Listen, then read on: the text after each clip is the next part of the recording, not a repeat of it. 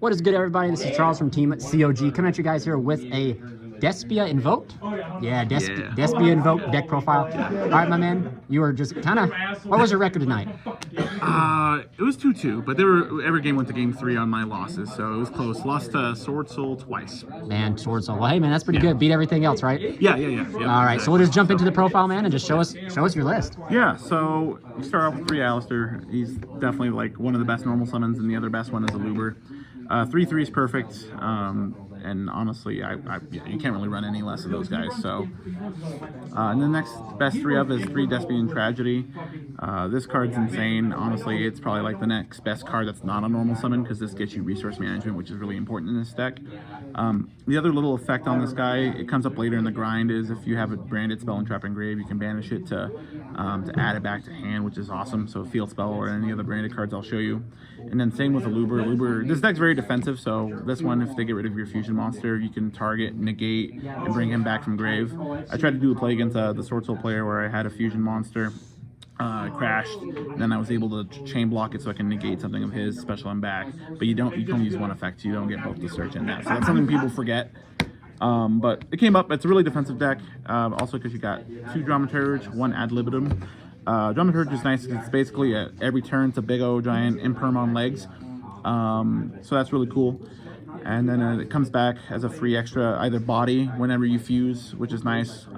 So that's important. The Ad Libitum's only one of those, but you can special any Despia that's banished from your grave, which is pretty nice. I didn't do the other play where if they have something that's really big on field, you can use the other effect to increase the levels or increase the attack of your monster based on the levels and all that. So if you really got to make stuff extra beefy, it's a beatdown deck, so this helps with that. And then this is where the spice comes in, 3 Edgem Chain. You'll see it's pretty cool. This card's just in general sent to the grave, regardless of cost or by effect. You search Patchwork, basically. So it's really good on the resource management. It keeps a good loop going because fusion decks struggle with that. 3 Nib, because you're a beatdown deck, you might as well give them a Toki that you can super poly away, which is pretty hot. 3 Meltdown.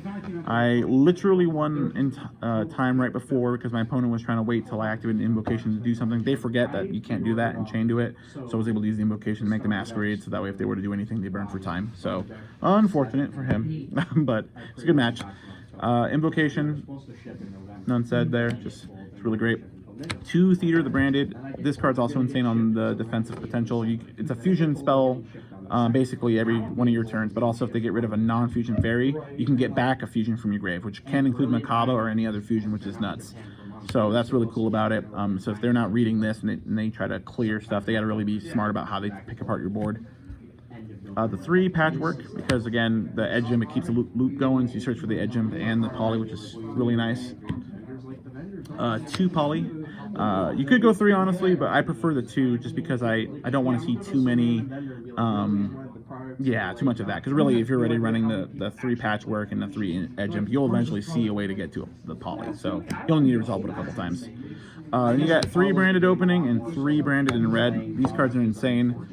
This adds or specials a Despia from your deck, which is cool because you can do it on standby or draw phase. You can avoid the Droll or the Veiler if you do it right. So that's something you can do.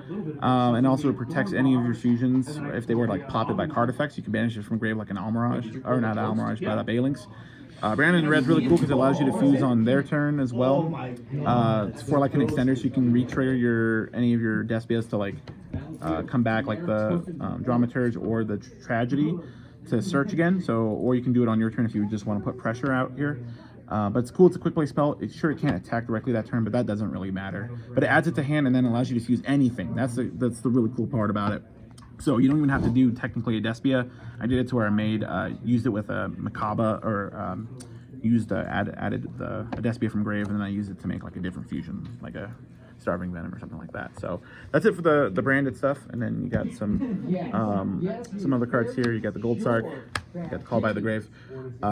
Beautiful one-ofs. Gold Sark, you banish Tragedy, you basically get full combo, because then you banish Tragedy, then you search for the Eluber, or you can search for the Dramaturge if you want to get the extender or whatever else you need for the Despias, which is cool.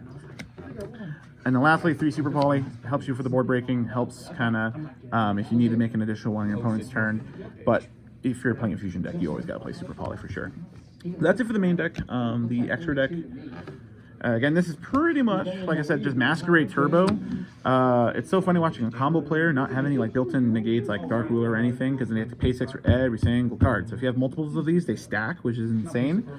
The cool part about this card too is if they get rid of it, or if you like super poly it away or do anything like that, you can bring it back as long as they control any sort of extra deck monster or ritual monster, key thing.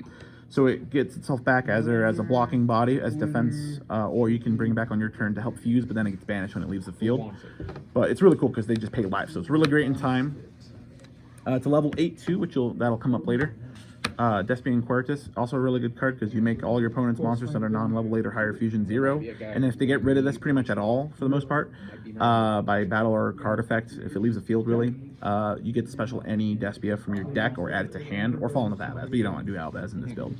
But it's nice because it's a light. The rest are dark, so it's good if you need to get to Macabre if you want to, or just have different attributes if they're playing Gozen or some nonsense like that. 1 per second. It never came up at all, but honestly, if there's DPE running around here, this is beautiful because if you can bait out the DPE first and then bring them out, you get a free DPE, you get to keep it. But also, if your opponent's playing some deck that's like really reliant on the extra deck, you can keep banishing stuff from their grave. It helps for, again, burning them. So it's a beatdown deck. This helps burn when you beat over stuff, or you can get their big stuff that's from the extra deck, which is really nice. But never came to the though, unfortunately. Free Alistair, light target, no effect. You got the rank 8 package, so this helps you also go for game if you'd like. So if you make everything 0 first with this guy, and then you can go for 9k, which is insane. So that's pretty nice. Or you can just put up a spell trap negate, which is pretty cool too.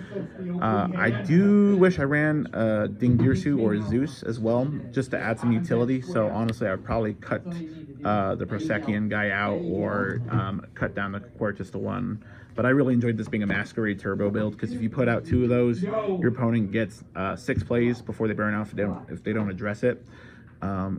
And then the other cool part too is if you have 3 out, they get way less. They don't have no 3-turn clock. Exactly. So it's just nice to watch them burn themselves and try to figure out a way to address that first. And the last miscellaneous fusions, I just have this here. You have to play these 2.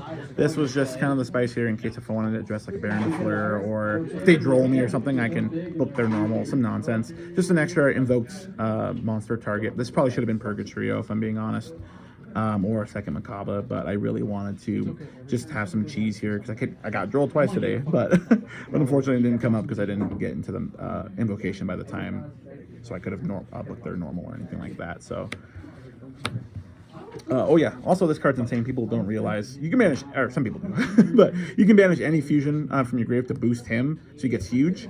And also it's nice because it's a disruption, and it keeps this attack until the end of your opponent's turn. But it's cool because if they special summon, you can pop whatever they special summon, which is awesome.